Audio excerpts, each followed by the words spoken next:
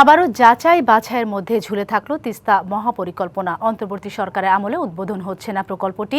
তবে রাষ্ট্রীয় সব আনুষ্ঠানিকতা শেষ করে চীনের কাছে সব কাগজপত্র হস্তান্তরের কথা জানিয়েছেন পানি সম্পদ উপদেষ্টা। সকালে চীনের রাষ্ট্রদূতকে সাথে নিয়ে তিস্তা পার পরিদর্শন করে এসব কথা জানান তিনি। উপদেষ্টার এমন বক্তব্যের পর ক্ষুব্ধ নদী আন্দোলনের নেতারা। 2016 সাল থেকে একটা প্রহসনের মহাপরিকল্পনা আমাদের সামনে ঝুলিয়ে রাখা হয়েছিল, এটি এখনো হয় নাই।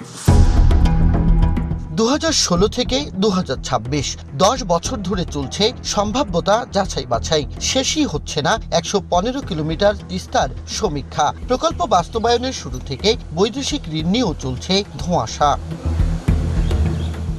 নানা অজুহাতে বারবার প্রতিশ্রুতি ভঙ্গ করেছিল পতিত আওয়ামী লীগ সরকার। অভ্যুত্থান পরবর্তী সময়ে আশার আলো জ্বলে অন্তর্বর্তী সরকারের প্রতিশ্রুতিতে। 2026 সালের 1 জানুয়ারি আমরা তিস্তা প্রকল্পের কাজটা শুরু করে দিতে পারবো।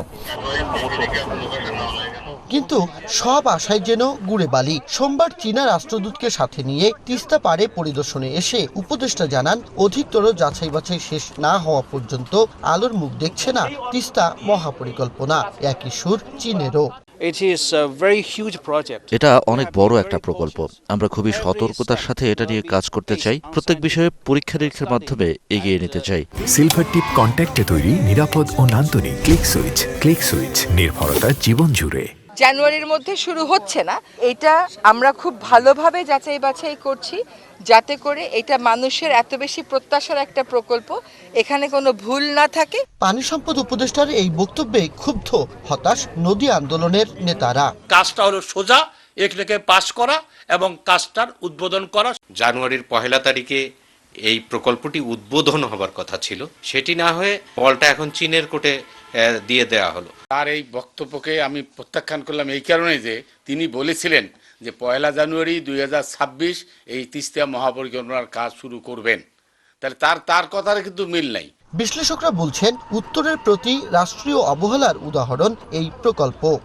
লক্ষ লক্ষ কোটি টাকা বার্ষিক উন্নয়ন কর্মসূচিতে ব্যয় হয়, তখন রংপুর বিভাগের জন্য কি 8,500 কোটি টাকা বরাদ্দ সম্ভব হয় নাই? রাষ্ট্র টেরও পাবে না যে 3,000 কোটি টাকা করে দিয়ে ওখানে 4 বছরে একটা মহাপরিকল্পনা গ্রহণ করা হয়েছে। দ্রুত প্রকল্পটি উদ্বোধন করে বৈষম্য দূরীকরণের দৃষ্টান্ত স্থাপন করবে অভ্যুত্থানে জন্ম নেয়া অন্তর্বর্তী সরকার। এখনো এমন প্রতীক্ষায় উত্তরের মানুষ। Majed Masud, DBC news, Rangpur.